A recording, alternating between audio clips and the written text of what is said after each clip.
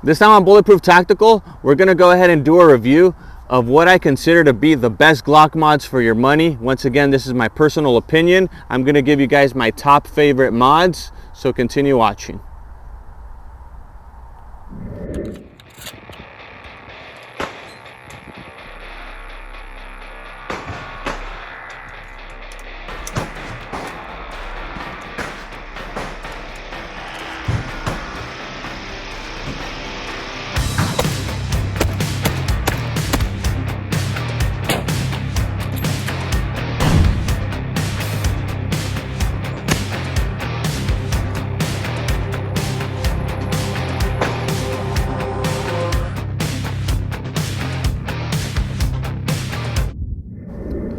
Alright, so let's go ahead and open up my Glock 19. I did a review on this firearm, believe it or not, brand new, stock, 6 days ago. People went crazy. They were telling me, Bulletproof Tactical, you need to do a mod video. I just bought mine. I loved your video.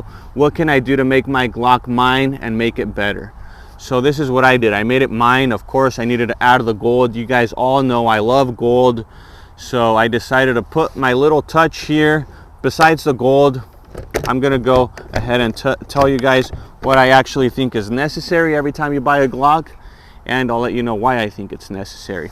So let's go ahead and start off with the sights. You guys can see I replaced the factory sights, which I know a lot of you guys do. As soon as you guys buy your Glock, no one likes the cheap plastic sights that Glock offers. Unfortunately, Glock knows their platform really well and they know what their users like. But then again, they don't take the time to improve their firearm. They expect you to improve it. So this is what I do. I go ahead and swap out the sights. I went with suppressor tall sights because I put a threaded barrel just in case in the future I want to go ahead and add a suppressor. It's not in my plans yet, but I don't like the plastic sights. I prefer these dot sights.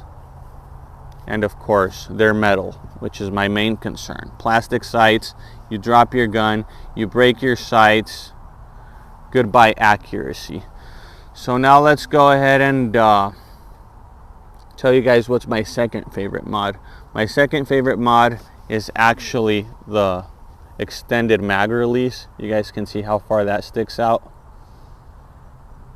It's really textured if you compare it to the original Glock mag release. I always have issues with the OEM mag release. If you guys can see, I don't have the biggest hand out there, so if I don't change my finger grip, I can barely even touch the mag release.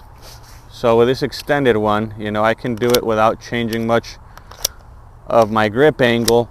But with the OEM, I had to twist the gun around a little just to be able to get my finger to push the mag release. So to me, that's a must. I'm not a fan of the original mag release.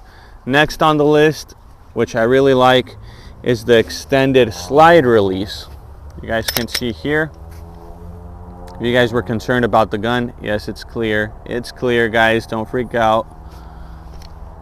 The slide release, it's also extended. You guys can see a little triangle here. Lets you slide it much easier than the original one. Lets you lock it back in place way easier.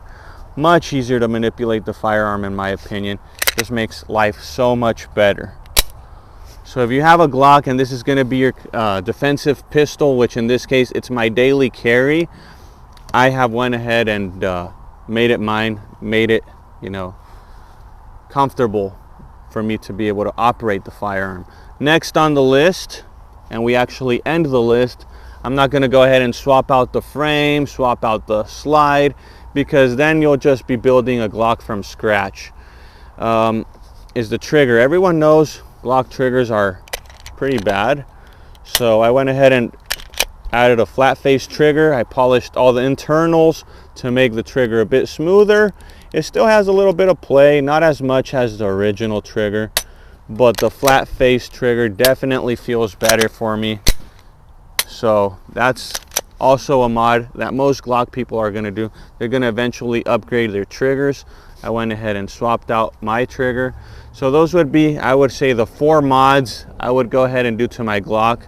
Sights, the slide release, mag release, and the trigger are what I would consider to be some of the flaws this gun has. Everyone knows the Glock 19 is a really good gun, but of course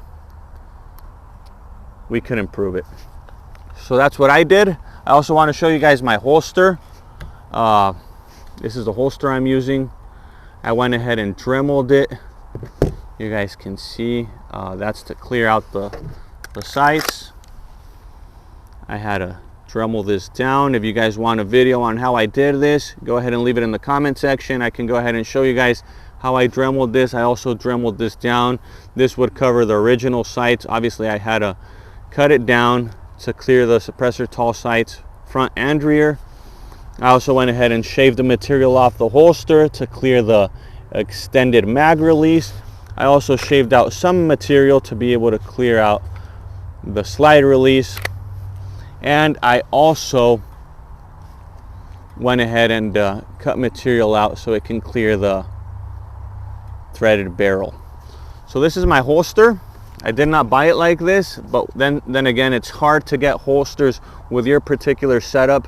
So sometimes it's going to be necessary to get handy, get a Dremel, keep it slow, keep it in the slowest speed if you're not good with tools. That way you don't screw up. And you know, you can always remove material, but you can't add material. So take it slow. If you guys want a video on how I did this, I'll go ahead and do it. Leave it in the comment section. Let me know what you guys think about my favorite Glock mods. Subscribe to Bulletproof Tactical, and we'll see you on the future episode. Thanks for watching.